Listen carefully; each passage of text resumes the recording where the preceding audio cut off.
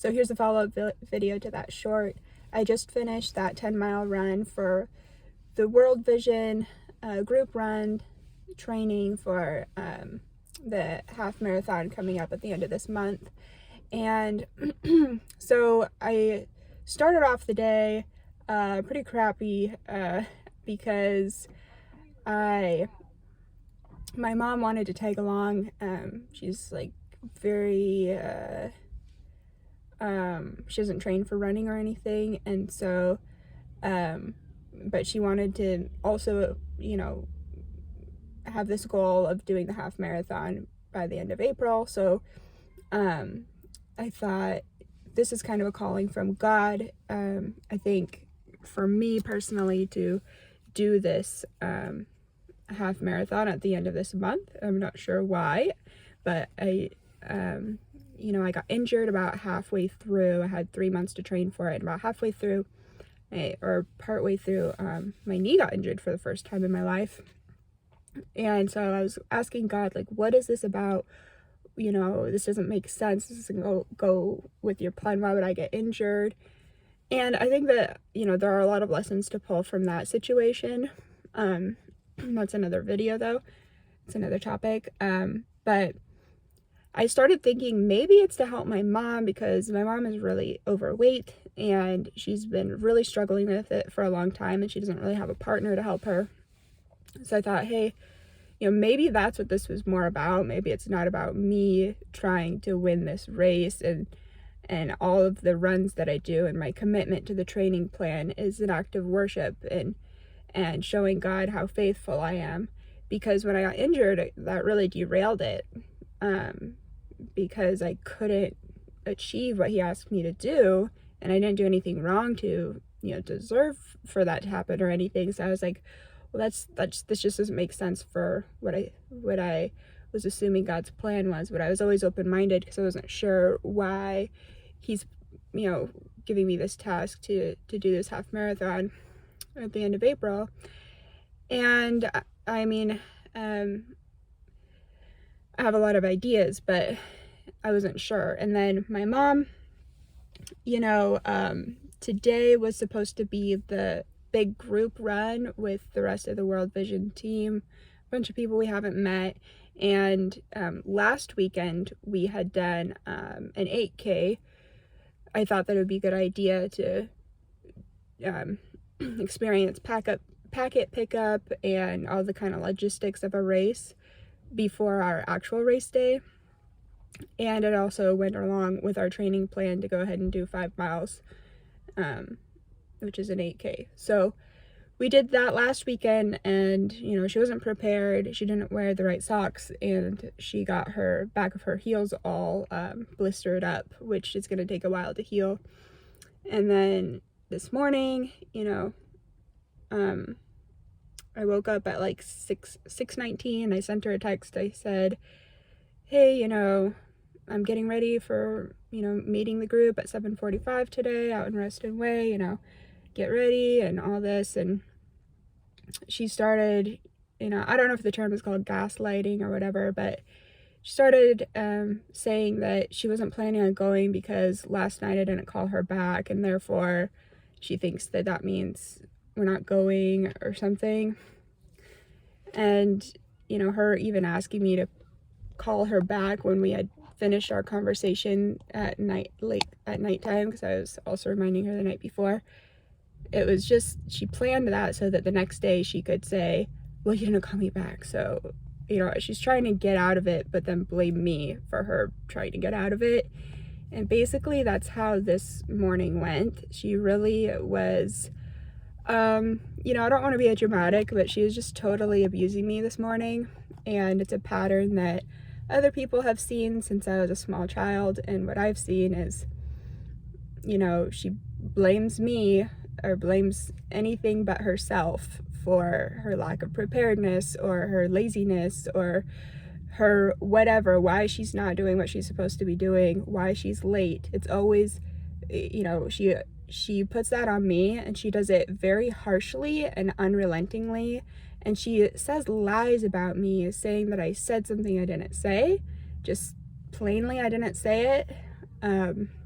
or maybe she was trying to get me to say something and then it was close enough to what she was trying to get me to say, but I don't know what she's trying to get me to say. So it's just all of these manipulation tactics, and it's, you know, when you're doing a run, and today was, 10 miles, which is longer than I've ever done in my life, and I also want to do a good job, and so I'm paying attention to my physiology, my hormones, and her doing that really, I noticed how much it affected me physically, like putting all those stress hormones through me. And I was really concerned because, I started the race without her because she ended up being half an hour late, and somehow that was my fault, even though I told her almost 2 hours. I called her almost 2 hours before she was supposed to be there to make sure, hey, you're getting ready, right? You got to get there, Anyway, she couldn't find it. She kept calling me frantically while the group is trying to pray and we're stretching, and I kept answering her and saying, just use your GPS. There's no reason not to just drive here and be here, I tried to help her as much as I could, but she just kept trying to figure out some way to blame me for why she's a half hour late and not there, and not prepared. So anyway, as I was running, and I had just, like I said, I had just done 5 miles last weekend, and I did okay. I got 18 out of 40 something, and I did try my hardest, and then without getting injured. And then today I was doing something similar. I was trying my hardest, and I was like dead last. We started off on a hill, and I did start off last on purpose, but or close to last on purpose. I started towards the back of the group at the start line, but I didn't, like three people passed me, and they were people like, one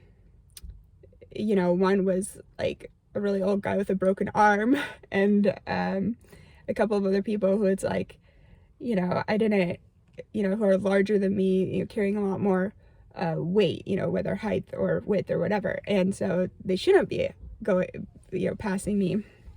And just in general, it was just really hard, and I thought, is this because of the emotional stuff that was going on this morning, or I didn't want to do the same thing my mom was doing to me and blaming her for why I'm not doing well, and so I was thinking to myself as I was going, like, fighting against doing that, fighting against blaming her. And I was like, well, you know what? You didn't have a very good breakfast.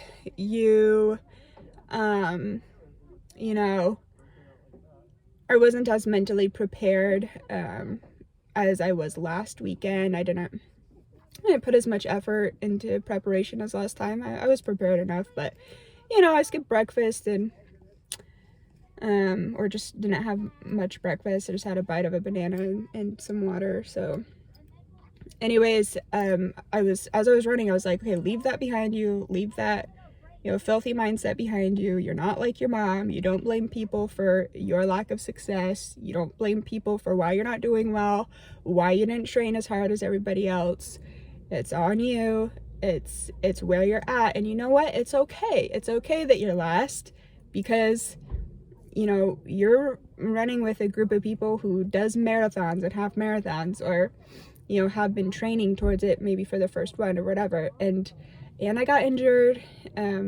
So part of my training got a little messed up while I was trying to heal, even though I still did weights and things. But, I didn't train nearly as much as I would have, without that injury. And I also realized maybe, I realized after I got injured that it wasn't God's plan for me to show him how pious I am by sticking to my plan perfectly, sticking to my training plan perfectly. He didn't even put that on me to follow a training plan. He just wants me to finish this half marathon. I'm kind of figuring it out on the way why he wants me to do it. And so then I was getting passed by these people, and I was like not even a quarter, like, or just a quarter of the way through the 10 miles. I kept going, and I thought, well, maybe I can turn around or something. Like, maybe I can just do 5 miles, because it's a loop. You go one way and then you come back. And I also wanted to make my son's soccer game, which just time-wise, it just wasn't going to work out. And I wasn't going to be able to finish soon enough, because I would have had to finish by a 10 in order to make it here on time, 10:25. And then, so that was also another thing that was kind of tugging against me, like, oh, I don't really want to do this today because I'm missing my son's game. But, you know, God comes first, even before my kids and all this. You know, this is what he's put on me. This is my task to accomplish. And again, I thought maybe he's put this on me to help my mom in her fitness goal. But I mean, I didn't even see my mom today, because she showed up a half hour late. She was calling me while I was running, like as if I'm gonna answer the phone and get abused while I'm trying to run my race. Because like I said, I didn't have to be there, because God didn't put it on me to finish the training. But I thought maybe I'm supposed to do this to help encourage her.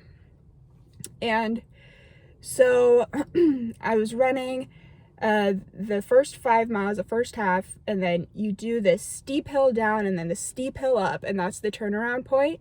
And so I did the turnaround point, and I came back down that steep hill, and I came back up it, and then I saw this strange sign that said hills check mark, and I thought, oh no, there's gonna be more hills.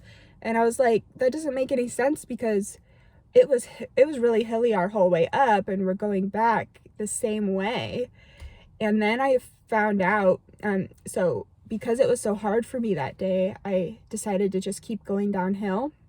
Or I decided to only run downhill and run the flats or uphill only here and there, because I knew I was just having a rough day for, you know, whatever your hormones are, or you didn't eat right, or you had an emotional morning, or whatever. I knew that, you know, I should take it easy on myself, just consider that I don't want to get injured, or even just put myself through too much, you know. And so I decided, though, I will run down the hills.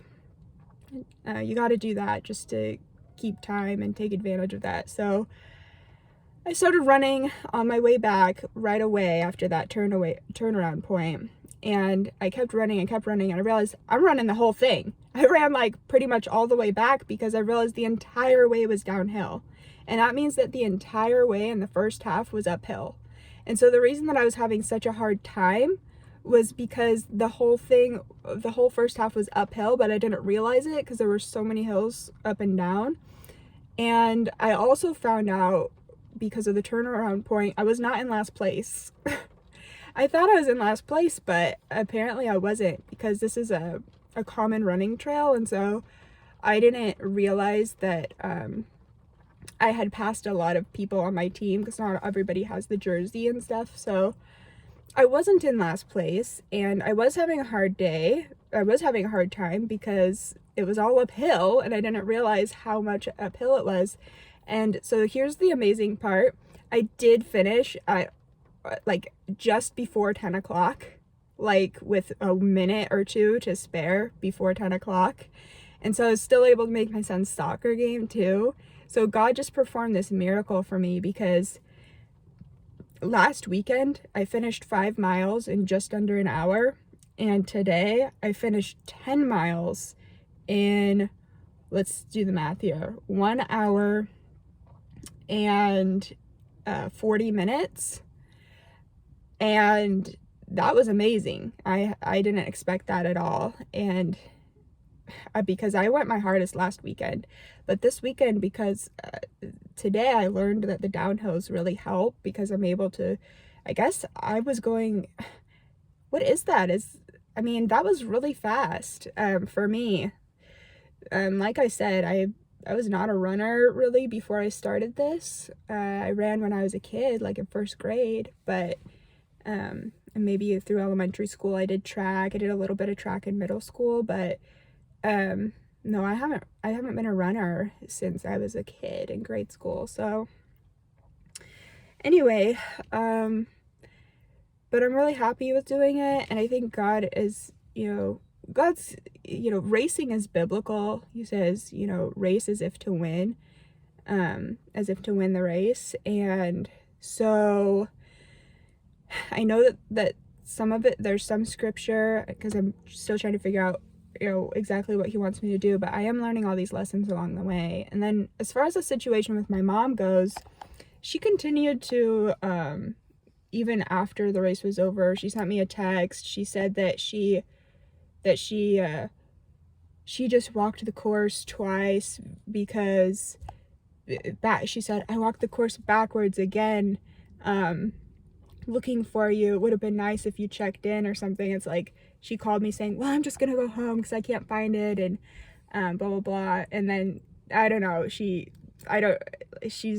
I can't come up with any other reason for why she would say that except that she's got to be lying, because there's no way that she walked the course and back, or an extra time or whatever. I don't even know what she's talking about. How do you walk it again?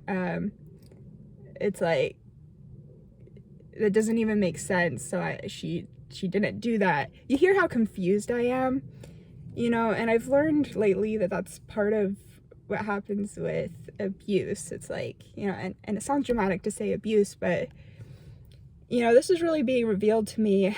And I think, the analogy with my life, I'm in my 30s now, and it's like life with my mom, like having to deal with a person like that, and there's a lot more to it than just that, but dealing with her and my parents in my childhood for the first part of my life, it was going uphill. I was running uphill, and I think God was just telling me, Jamie, like, that was hard. Like, you did have a rough start, and you're wondering, is it me? Is it something that I did wrong? Is it my parents' fault? Is it whatever's fault? And it's like, the root, this is the root that God had put out for me. This is the natural way of things, that the first half of my life was going to be hard, and the second half of my life will be surprisingly easy, I hope. And I'll surprise myself at how good it's going to be, how well I'm going to do, because I sure surprised myself in the time that I made on the way home. And then after it was all over, I still got to go to my son's soccer game. So, God puts these things on our hearts to do, and, it's just this platform that he's been able to use with me for the past 3 months, and for this next month until the race, he can continue using this goal that he's put on my heart and on my plate to finish. He's given me this goal of accomplishing this half marathon, and I think it's just a tool to teach me all kinds of lessons and put me through all kinds of scenarios. There are all kinds of things that I could get into with what I learned because of getting injured, like that it's not about pride. It's not, which I knew already, but even piety there can be this element of being motivated by pride. Like, I will not miss a training. I will not miss it. I will do my hardest, because that's what I was doing. I was being very, trying to prove how pious I am by sticking to this training plan that God didn't really even put on me to do. It was the World Vision's training plan, but it was only put on me to finish the race. And I'm just kind of doing this extra stuff because, why not? I'm trying to train for it. And again, I thought maybe I'm supposed to help my mom, lose her weight or something. But after today, I realized, God today used this scenario to really make it crystal clear to me how toxic that situation is, and how, I haven't mulled over yet to decide, but I mean, I haven't decided, if I'm supposed to take action with my mom, set some boundaries with her, or even, abandon her completely. I don't know, or just know for my own knowledge that this is where I'm coming from, and this was a big problem. You know, my dad told me as an adult, he said, probably the most damaging thing that happened in your childhood is your mom doing those guilt trips, like blaming a 4-year-old for why she's late to something, or why she's late to everything. Okay, and I have 2 toddlers. I'm not late, you know. It's just I'm probably you know, of all the people who are late, because hey, I'll be late once in a blue moon, like if there's genuinely something totally wild happening, you know, that happens to everybody, but I'm punctual, you know. And so it really annoys me when she acts like she accuses me of having the communication problem, or accuses me of being flaky or not punctual, because that's exactly what she is. And I know that I'm exactly not that, because specifically I'm not that way because of her. Specifically, I'm not that way because of how badly she affected my life by being that way. Because being punctual might not sound like a big deal, but it means that I couldn't participate in sports, that I couldn't participate in any interactions with other humans, because she would end up being late, and then since she's so late, she just doesn't show up, which is the same thing that happened today. It's the difference between, yes, I accomplished my goal of running 10 miles today, the longest that I've ever run, or no, I'm a couch potato loser and I didn't do it. And that's what she forced upon me for my childhood. And also all of the insane amount of stress when you're trying to get somewhere and you're late, when you're you know, running around like a chicken with your head cut off, and then the person putting all of that force and that blame on you, especially when you're a small child. And it's like, today it was just so clear, like, there's no way you can blame me that you didn't wear socks last weekend that prevent you from having blisters. There's no way you can blame me for being a half hour late when I notified you the night before, and I notified you almost 2 hours in advance this morning, an hour and a half in advance this morning. Hey, get up, get ready to go, because I'm getting ready to go right now. You should be too. And I tried my best to give her directions like 4 or 5 times, texted her, talked to her on the phone about how to get there. And it's just there's nothing difficult about it. It's just type in the location in GPS and go there. And she just continued to accuse me of my communication problems, which I don't buy, because it doesn't happen with anyone else. It doesn't happen with anyone else. So that's just a lie. And the lie is so intense though, and she's so unrelenting about it that I start to believe it. And I think I do that all the time, where when people are lying and things, I always try to figure out a way so that what they're saying is true, because maybe I'm misinformed, or maybe they meant to say a different word, or maybe this, maybe that. And I always try to mold it, try to fit their lie into reality, instead of just realizing that person's a liar and that's all there is to it, you know. And the lie could be somebody just lying to me about me.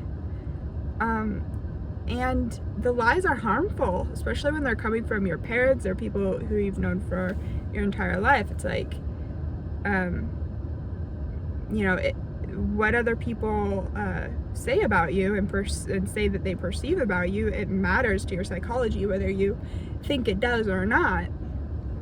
So it's very toxic for me, and I don't think it really matters whether I talk to her about it or set a boundary with her or anything, because I know that her whole life is, the delusion is so deep, like she believes her delusions. And even if she'll admit it during a conversation, like we'll have a real heart-to-heart for a couple of hours or something, and then she'll eventually be like, oh yeah, like she'll have this breakthrough and finally start to see reality. And I'm talking about other subjects. Even when we get past her delusion about things once in a while, she goes back to it. it's like the next time I talk to her, I'm like, I thought we already discussed how that whole situation over there isn't true. That we already agreed that that's not reality. And so I don't think it matters, you know, if I even talk to her about it. I think what does matter is not trying to change her, but just making sure that I don't send a nasty text back. You know, I didn't do anything wrong today. I wasn't nasty to her. I did everything I could. I waited for her to show up. I did everything I could, and I've been nice, had a nice tone. I have the text message all typed out saying, sorry that you were half an hour late. Sorry that you didn't wear the right socks. Sorry you weren't prepared. Sorry you went to bed late. Sorry XYZ, and sorry that none of that is my fault. You know, that's what I want to text her. And hey, if I was of the world, it's not such a bad text, but I'm trying to be a good Christian, whatever that means. And how would I want somebody to treat me? See, I don't think that being mean to her and shoving reality in her face is actually going to change her. I don't know what she needs. Compassion, but I'm not gonna placate to the lie. So I just haven't texted back. I haven't communicated with her for now. But God blessed me with so many miracles today. You know, I put him first instead of my kid's soccer game, and he miraculously made me finish the race in time. And it is miraculous, okay? I've never done 10 miles in my life, and somehow I ran the last 5 out of the 10 way faster than I have, like, faster than I would normally do 1 mile, okay? It was miraculous that I finished in that amount of time. I finished at just before 10 a.m., which was exactly, I lived 27 minutes away. I had 27 minutes to arrive at the soccer game, okay? That, like, to the minute is, you know, it's not a coincidence, it's a God incidence, okay? That's amazing. So, it's been a long video, but, yeah. Let me know what you think I should do with my mom in the comments. Like,